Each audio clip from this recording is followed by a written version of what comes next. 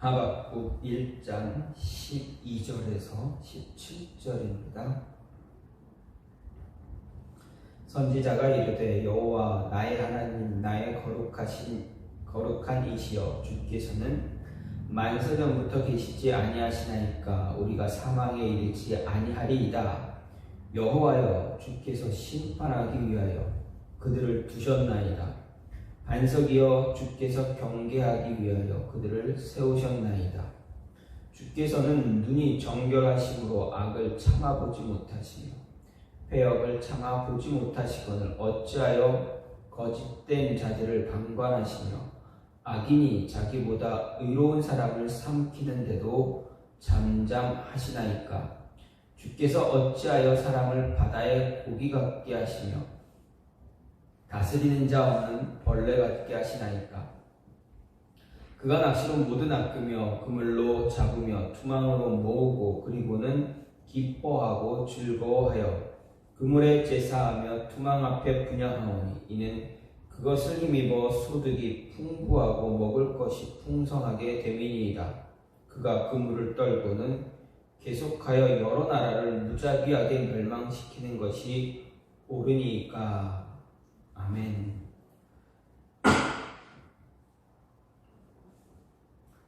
오늘 말씀 하박국 1장 12절부터 17절 말씀입니다.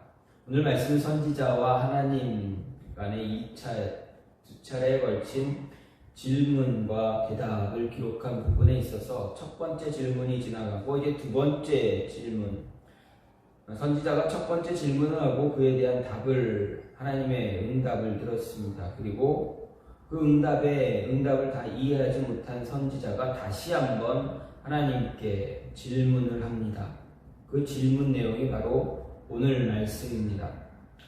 하박국 선지자는 유다 사회 안에서 공의가 실현되지 않은 것과 관련해서 하나님께 질문했고 그 답을 들을 수 있었지만 첫 번째 질문에 대한 하나님에 대한 답변은 그 선지자는 참 이해할 수가 없었습니다. 하나님의 답변을 만족할 수가 없었습니다. 오히려 선지자는 또 다른 새로운 의문에 사로잡히게 됩니다. 그것은 두 가지였습니다. 첫째는 악을 미워하시는 하나님이 자신의 백성이 바벨론으로부터 커다란 고통을 당하는 것을 그저 방관하시며 잠잠하시는가 하는 것이었고, 또 한 가지는 군사력을 신격화, 우상화시켜서 희낙락하는 그런 바벨론의 형태를 그저 방치하는 것처럼 보이는 것 때문입니다. 이렇게 두 가지 질문이 제시되고 있지만 어떻게 보면 이 두 가지는 하나의 질문이다, 같은 질문이다 할 수 있습니다. 즉 이스라엘이 바벨론으로부터 큰 고통을 당하고 있는 것이 이스라엘 입장에서는 이스라엘 입장과 바벨론 입장에서 볼 때 다 부조리하고 불합리하기 때문입니다. 그래서 오늘 말씀을 좀 보게 되면 생각해보면 12절은 선지자가 하나님께 질문을 드리고 앞에서 언약이 신실하신 하나님에 대한 영원성을 이야기합니다. 그리고 자신의 신앙 고백이 기록되어져 있습니다. 그리고 13절부터 14절은 선지자는 백성보다 더 악한 바벨론을 심판의 도구로 세워서 백성을 어렵게 하는, 유린하는 그런 이유를 하나님께 묻고 있습니다. 하나님께서 타락한 백성을 심판하신다는 것에 대해서는 하박국 선지자도 역시 이의를 달지 않습니다. 당연하다라고 받아들입니다. 그런데 문제가 무엇이냐? 이스라엘보다 더 악한 백성 바벨론을 통해서 이스라엘을 심판한다라는 것 때문입니다. 아무리 이스라엘이 타락했다고 해도 하나님을 모르는 이방인들보다 어떻게 보면 월등히 나아 보였기 때문입니다. 그런데도 공의로운 하나님은 이들을 통해서 백성을 심판하겠다 이렇게 말씀하니 선지자로서는, 하박국으로서는 의문이 생길 수밖에 없습니다. 그래서 그 이유를 묻고 있습니다. 15절부터 17절에서는 이런 악한 바벨론이 이제 주변의 많은 나라들을 유린하고 그들로 하여금 풍성한 소득을 얻게 해준 그 군사력을 신처럼 우상화시키는, 그래서 여러 나라를 더 무자비하게 멸망시키는 것이 과연 하나님 보시기에 옳은 것입니까? 라고 묻습니다. 하나님의 공의의 속성에 비추어 보면 다른 나라를 침공한 바벨론은 하나님의 심판을 받아야 마땅합니다. 하지만 번영하며 계속해서 다른 나라를 침범하는, 멸망시키는 그런 모습을 보면서 과연 옳은 것입니까? 하나님, 이것이 바로 옳은 것입니까? 라고 묻고 있습니다. 이런 하박국 선지자의 이런 질문을 통해서 오늘 말씀을 우리가 생각해 볼 때, 하나님은 이스라엘 백성뿐만 아니라 우리들에게 하나님께서는 어떤 심판, 징계, 징벌, 다른 말로 하면 더 좋은 말로 한다면 어떻게 보면 연단이라는 연단입니다. 이 연단이 우리가 하나님 앞에서 바른 길을 가게 하기 위한 것이다라는 것입니다. 다시 말하면 하나님의 연단은 우리가 하나님 앞에서 바른 길을 가게 하기 위해서 하나님께서 심판이라는 그런 일을 행하시기도 한다라는 말씀입니다. 15절 16절 말씀을 보면 그가 낚시로 모두 낚으며 그물로 잡으며 투망으로 모으고 그리고는 기뻐하고 즐거워하여 그물에 제사하며 투망 앞에 분향하오니 이는 그것을 힘입어 소득이 풍부하고 먹을 것이 풍성하게 됨이니이다. 이렇게 이야기하고 있습니다. 여기서 그가 누구입니까? 바로 어부로 낚시를 하고 그물로 고기를 잡고 투망으로 고기를 잡는 그 어부로 상징되는 바벨론 군대입니다. 그리고 물고기를 잡는데 사용되는 도구, 낚시, 그물, 투망은 유다 왕국을 멸망시키고 그 백성들을 포로로 잡아가는데 사용하는 바벨론의 무기나 또 그들의 군사력을 이야기합니다. 그런데 이스라엘 백성을 잡아가는 바벨론이 바로 자신의 무기와 군사력을 우상화처럼 섬기는 모습을 가지고 있습니다. 사람들에게 우상은 다양하게 나타나기도 합니다. 정말 이방 민족들이 섬겼던 그런 바알이나 아세라 또는 몰렉과 같은 그런 우상들도 있지만 어떤 한 대상을 신처럼 여길 때 그것이 바로 우상이 될 수가 있습니다. 즉 하나님이 아닌 다른 어떤 것들을 대상을 섬기게 될 때 그것이 바로 우상 숭배가 됩니다. 그런데 이런 우상을 섬기게 된다는 것은 그 우상을 통해 뭔가 자신에게 유익이 될 것이다 라고 여기기 때문에 그렇습니다. 자기들에게 유익함을 주기만 한다면 그것이 무엇이든 간에 섬기고 분양하는 것을 마다하지 않습니다. 그런데 하나님을 섬기던 이스라엘에게도 이런 모습이 나타났었고 그런 행위들이 결코 제거되지 않았던 것이었습니다. 하나님을 신실하게 섬기던 왕이 모든 것을 제거했음에도 불구하고 그 시대가 지나면 어떻게 됩니까? 언제 그랬냐는 듯이 또다시 그 우상을 섬겼던 그 모습들은 고개를 쳐들고 밖으로 슬그머니 나오게 됩니다. 그리고 백성들로 하여금 하나님이 아닌 다른 것을 섬기게 하고 타락의 길로 들어가게 합니다. 그로 인해서 하나님은 백성에게 고난이나 고통을 주기도 하고 지금처럼 심판이라는 징계를 내리기도 한다는 이야기입니다.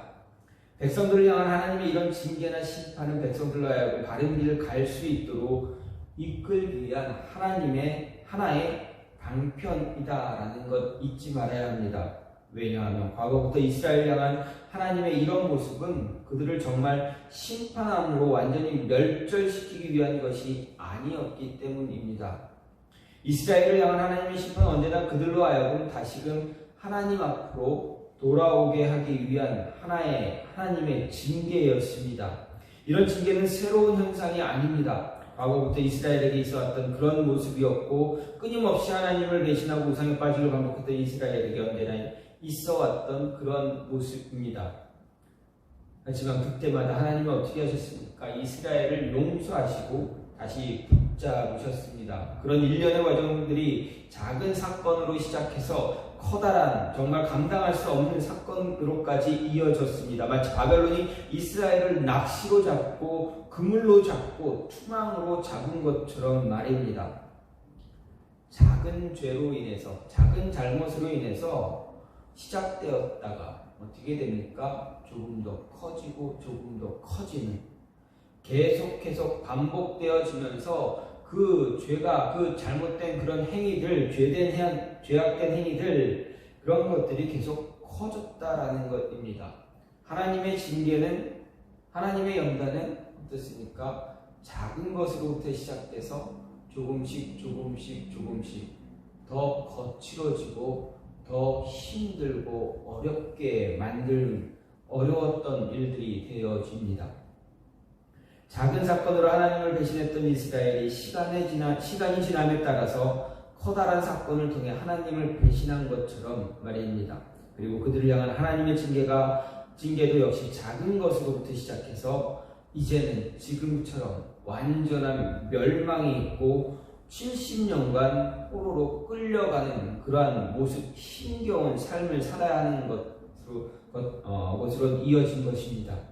하지만 이런 모든 일들을 하나님이 자신이 택한 백성들로 하여금 어떻게 해야 합니까? 바른 길을 가게 하기 위해서였다라는 것 잊지 말아야 합니다.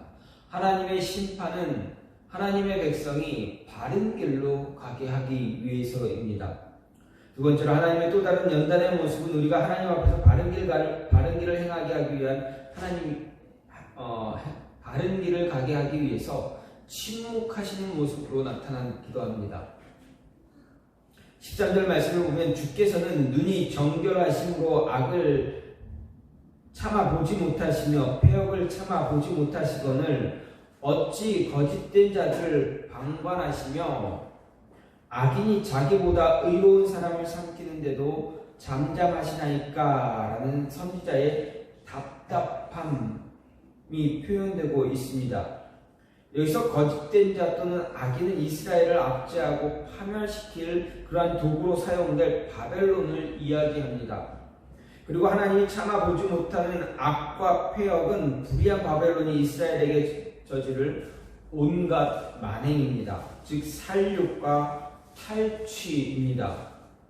이런 일들이 벌어진다면 마땅히 의로운 하나님께서 불의한 바벨론을 심판하시고 멸하시고 이스라엘 백성을 구원해내야 옳은 것이었습니다. 그런데 그런 일이 하나님의 백성에게 일어나고 있는데도 불구하고 하나님은 마치 아무 일도 없는 것처럼 잠잠하시다라는 것입니다. 아무것도 보지 않는 것처럼 침묵하고 있다라는 이야기입니다. 이에 하박국 선지자는 하나님을 향해서 어찌 이런 일이 벌어지고 있는데 묵인하십니까? 침묵만 하고 있습니까? 이렇게 항변하고 있습니다. 그렇다면 하나님께서 어째서 이런 불의한 일, 백성들이 크나큰 수모와 고난을 당하고 있음에도 잠잠하신가? 입니다. 그 다음은 오직 백성들의 죄 때문이다라는 결과가 나옵니다. 그렇기에 하나님은 그들의 죄를 정화시키기 위해서 바벨론 군대를 보냈고 그들이 죄를 철저하게 회개하기까지, 그래서 새롭게 되기까지 하나님의 백성으로 합당한 면모를 갖추기까지 침묵하신 것입니다.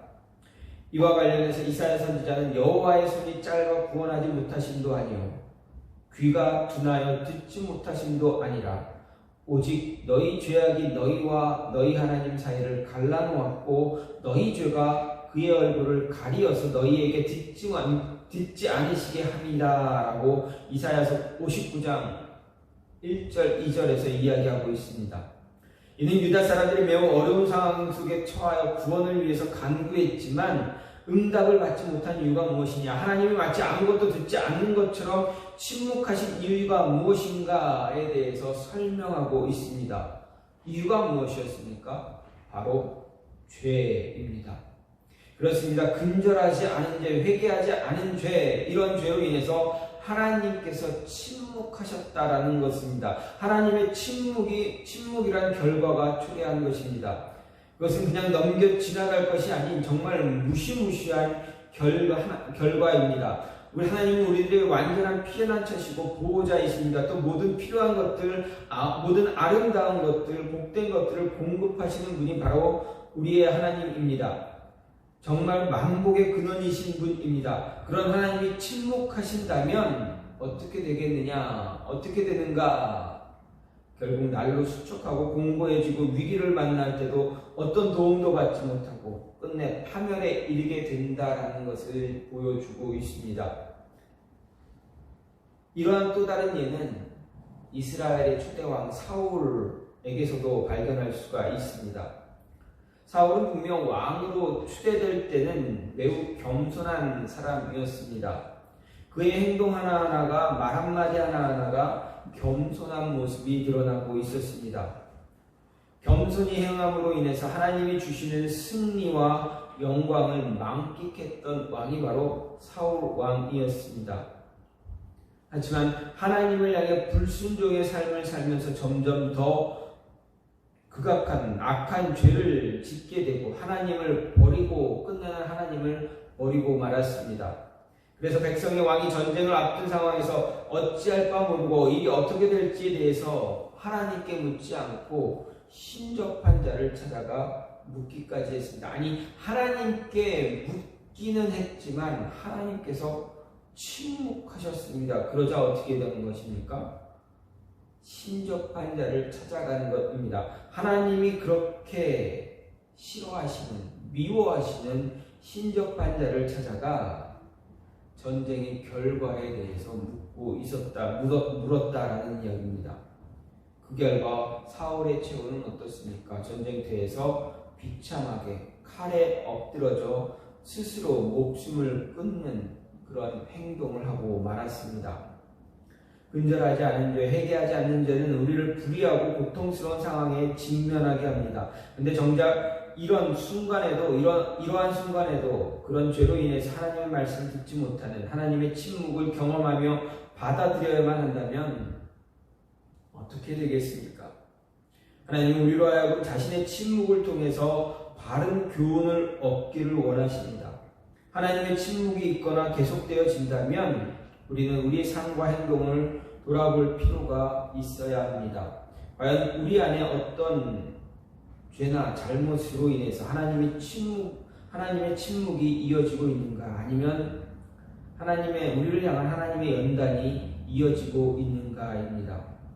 무엇 때문에 하나님이 나를 향해서, 우리를 향해서 침묵하고 있는가? 우리 스스로의 모습을 다시 점검해 볼 필요가 있다라는 것입니다.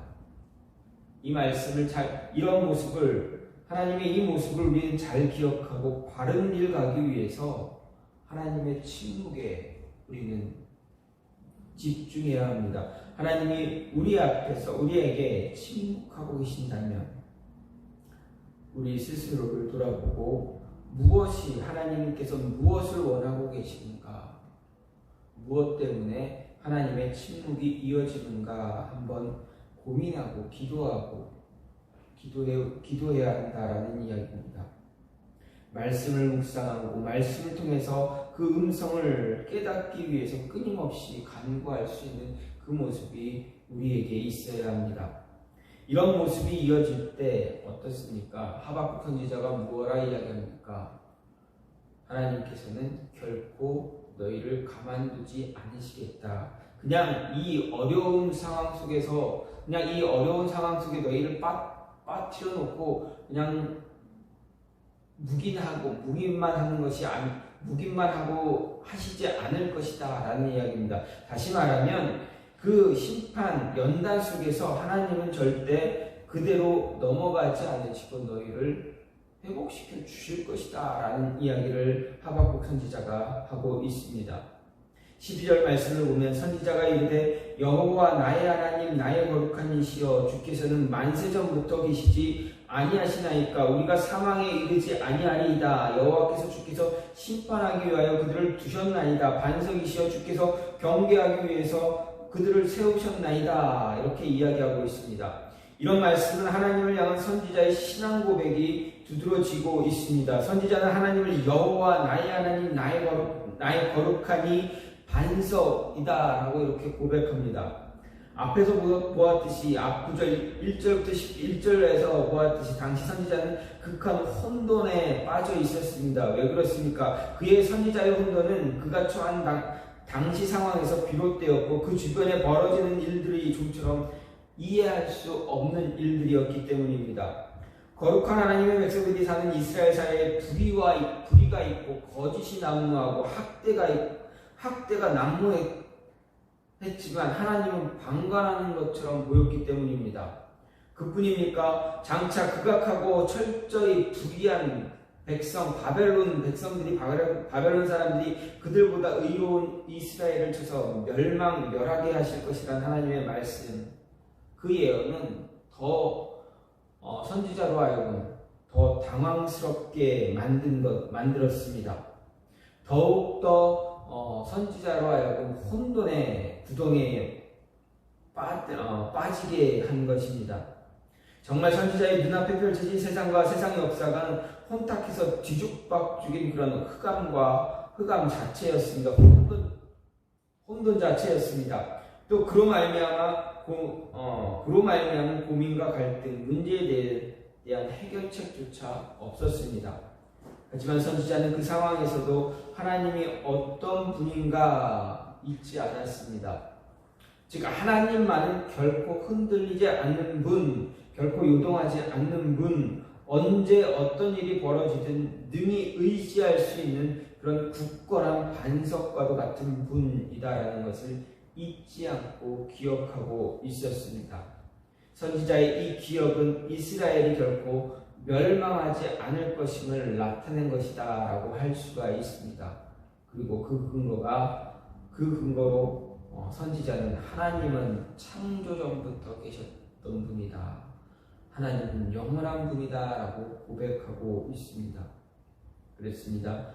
하나님이 어떤 분인가를 잊지 않고 기억한다면 그 이후에 이루어질 하나님의 역사를 기대할 수 있다라는 것입니다. 선지자가 하나님께서 이스라엘을 멸망시키지 않을 것이란 확신을 갖게 된 또 다른 이유가 무엇입니까? 하나님은 언약의 하나님이십니다. 언약의 하나님이시고 그 언약의 신실한 분이기 때문입니다.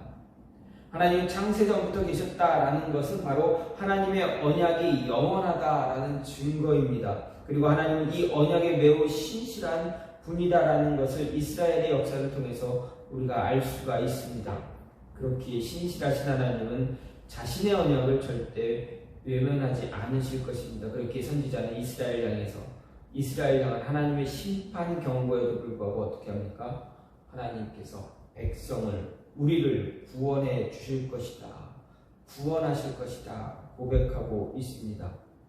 이런 선지자의 고백은 옳고 확실합니다. 하나님은 죄로 오염된 이스라엘을 정화하기 위해서 바벨론을 통해 심판하셨지만 그것은 그들을 영원한 멸망에 이르게 하기 위한 것이 아니라 다시금 그들을 회복시키기 위한 것입니다.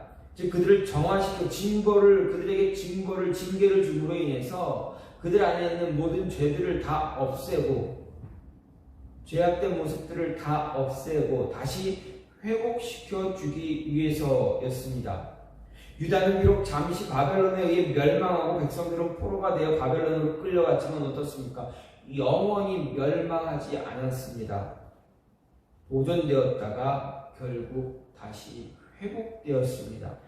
이렇게 하나님의 영원하신 하나님의 백성에서 우리들 이 영원한 멸망에 이르지 않는다라는 보장이 됩니다. 왜냐하면 영원한 하나님이 이스라엘의 하나님이 되어주실 것을 약속한 것처럼 저와 여러분의 하나님이 되어주실 것을 약속하셨기 때문입니다. 그리고 하나님이 과거 이스라엘 향해 하신 것처럼 오늘 저와 여러분에게도 언약의 신실하신 분으로 기억되어질 것입니다. 약속하신 구원 또한 확실하게 이루어 주실 것입니다. 따라서 고통 속에서도 고난 속에서도 우리를 향한 하나님의 회복을 기대하며 살아가는 그런 모습이 저와 여러분 안에 있어야 할 것입니다. 오늘 말씀은 하나님께서 선지자가 하나님께 자신이 이해하지 못하는 그러한 모습을 토로하는 그러한 모습입니다. 그래서 질문을 하는 그러한 모습이 바로 오늘 내용입니다. 이렇게 이스라엘을 심판하시는 하나님께 자신이 이해하지 못하는 이방인을 통해서 이스라엘을 심판하는 것,